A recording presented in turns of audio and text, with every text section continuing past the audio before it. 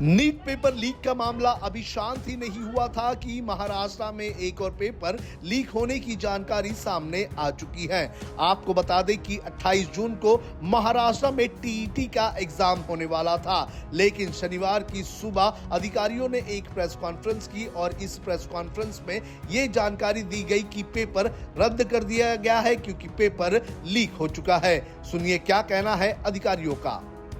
28 जून 2026 यानी कल जो टीईटी की एग्ज़ाम होने वाली थी वो हमने पोस्टपोन कर दी है। इस परीक्षा के लिए 1728 सेंटर्स थे। इसमें ये जो उम्मीदवार थे वो 6,125 उम्मीदवार इसमें प्रविष्ट होने वाले थे। जो जानकारी सामने आई है उस जानकारी के अनुसार पुलिस ने महाराष्ट्र के भिवंडी इलाके से 3 लोगों को गिरफ्तार किया है और इन तीनों के पास टीईटी के एग्जाम में आने वाले पेपर की हूबहू कॉपी थी। पुलिस को जानकारी मिली थी कि कुछ लोग दूसरे राज्यों से पेपर बेचने आ रहे हैं। पुलिस ने जाल बिछाया और तीनों को गिरफ्तार किया।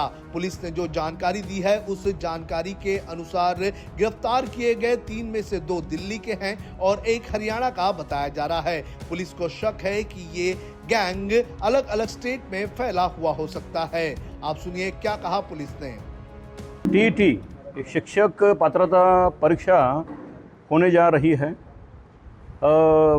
आज सुबह यहाँ के डीसीपी जोन 2 पवन बंसोड़ इनको एक गोपनीय बातमीदार के तहत एक इन्फॉर्मेशन मिली थी कि कल जो पेपर होने वाला है वो पेपर बेचने के लिए कुछ लोग आज भिवंडी शहर में कोनगांव एरिया में आने वाले हैं। उन्होंने पूरी टीम तैयार की, डिकॉय तैयार किया, ट्रैप लगाया। तो सुबह 11 बजे के दरमियान हमें उनके टीम को मालूम हुआ कि 3 लोग यहाँ पे ये पेपर बेचने के लिए आए थे। उनके पास बातचीत होने के बाद उनके सर्च में कुछ पेपर्स मिले जो कल की जो एग्ज़ाम है वहाँ पे जो पेपर आने वाले थे वो उनके ताबे में मिले। शिक्षण विभाग के जो सीनियर ऑफिसर है उनको कांटेक्ट करने के बाद ये वेरीफाई हुआ, उन्होंने भी वही कहा, रिपोर्ट दिया कि ये वही पेपर है। इसलिए उन लोगों को हिरासत में लिया है, पेपर जब्त किया है। उनके पास से कुछ मोबाइल, कुछ डेबिट कार्ड, क्रेडिट कार्ड ये भी जब्त किए हैं। इसमें ये कार्रवाई में अभी तक 3 लोगों को हिरासत में लिया है। ये 3 लोग दिल्ली से यहाँ पे आए थे। उसमें से एक जो आरोपी है वो हरियाणा का है और 2 आरोपी बिहार के हैं। जो जानकारी सामने आई है उस जानकारी के अनुसार ये लोग 1.5 करोड़ में पेपर बेचने आ रहे थे। इस पूरे मामले को लेकर अभिजीत दिपके ने क्या कहा है आप खुद ही सुनिए। महाराष्ट्र में टीईटी का पेपर लीक हुआ है। एक दिन कल को वो पेपर होने वाला था, एक दिन पहले पेपर रद्द किया जाता है।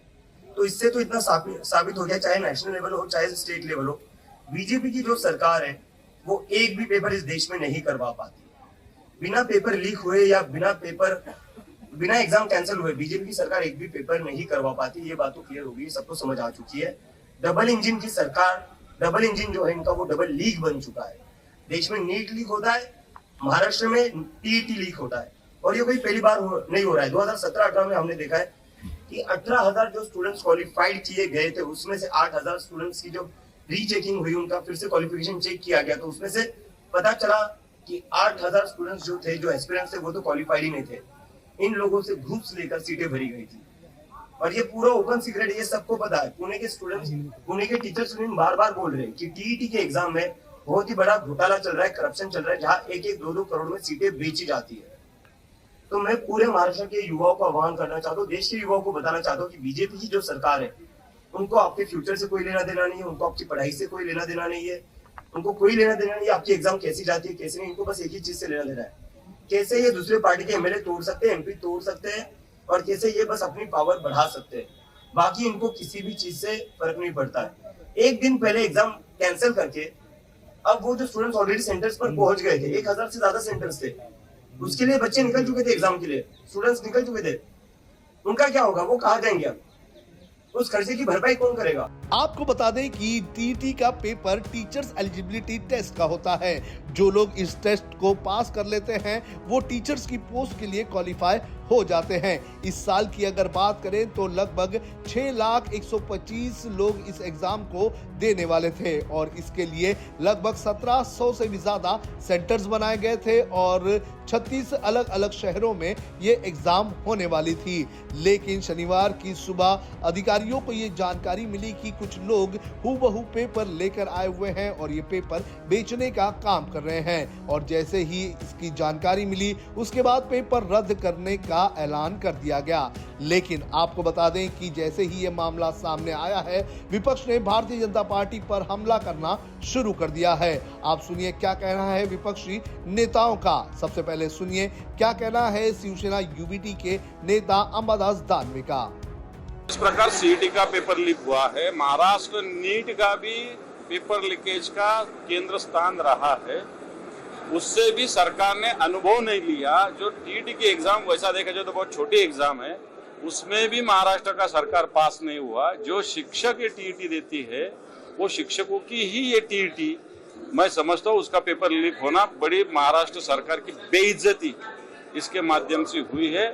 इसलिए ये जो सरकार है इसमें दम नहीं, ताकत नहीं, सादा पेपर टीटी का संभाल नहीं सकते। ऐसा सरकार महाराष्ट्र में भारतीय जनता पार्टी का है, इसका हमें खेद है।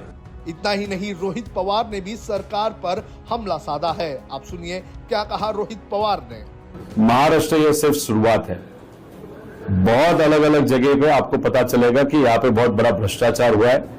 जैसे नीट में 2024 में पेपर फूटा था, उसके बाद जो अधिकारी उस पेपर फूटी के लिए जिम्मेदार था उसको भाजपा शासित एक राज्य का चीफ सेक्रेटरी बनाया गया, मतलब उसको बढ़ती दी। तो इसीलिए लोगों को लगा कोई भी चोरी करता है तो भाजपा सरकार बढ़ती देता है। तो 2026 में वापस एक बार नीट का पेपर फूटा। वो फूटने के बाद आपने देखा होगा लोगों का बहुत बड़ा गुस्सा दिखाई दिया। तो ये सरकार ने, केंद्र सरकार ने दिखाने के लिए सीबीआई की इंक्वायरी सब जगह लगा दी। लेकिन इंक्वायरी कितने दिन चली? 15-20 दिन। अभी इंक्वायरी का क्या हो रहा है? कुछ नहीं हो रहा। उसी में टीट का पेपर अभी जो फूटा है, 4.5 लाख विद्यार्थी उसके एग्जाम वहां पे देते हैं। यहां पे भी भ्रष्टाचार, मतलब जो बच्चों के भवितव्य के जो पेपर है, जो एग्जाम्स है, जिसके लिए बहुत पैसा खर्चा करके लोग बच्चे वहां पे पढ़ाई करते हैं, उसके लिए परिश्रम करते हैं, वही पेपर अगर फुटता है उसके कारण एग्जाम कैंसिल होते हैं, तो उसके कारण जो मेंटल प्रेशर है बच्चों के ऊपर बहुत बढ़ जाता है। तो पेपर लीक का मामला एक बार फिर से बीजेपी की गले की हड्डी बन चुकी है। आपको बता दें कि इसके पहले नीट पेपर का कनेक्शन भी बड़े पैमाने पर महाराष्ट्र से बताया गया था और अब टीईटी का पेपर जिस तरह से लीक हुआ है उसके बाद एक बार फिर से राज्य की भारतीय जनता पार्टी वाली देवेंद्र फडणवीस की सरकार सवालों के घेरे में आ चुकी है।